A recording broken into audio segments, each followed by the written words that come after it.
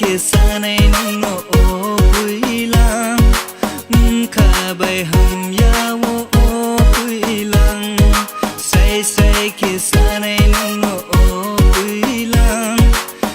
kha bai hum ya wo puilang grina nung le hiche grina nung le hiche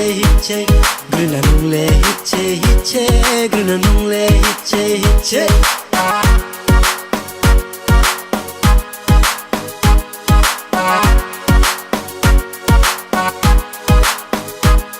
Grina nung le hiche grina nung le hiche grina nung le hiche grina nung le hiche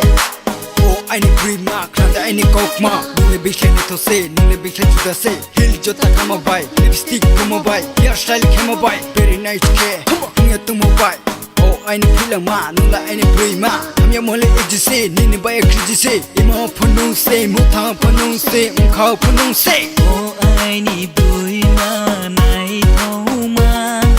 ni ma ya lek sang ko ma Oh I need bui ma nai thau ma ni ma ya lek sang ko ma grina nung le hiche grina nung le hiche grina nung le hiche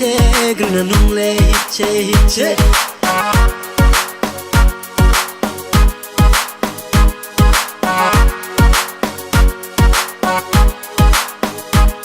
Grina nung le hiche grina nung le hiche grina nung le hiche grina nung le hiche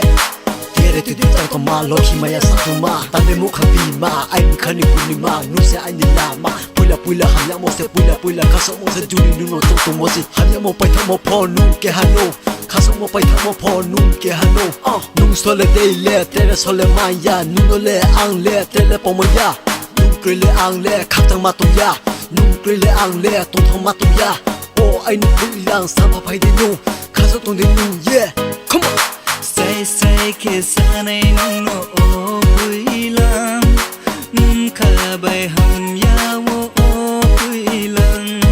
say ke sanai nung no oh puilang kha bai hum ya wo puilang grina nung le hiche grina nung le hiche grina nung le hiche grina nung le hiche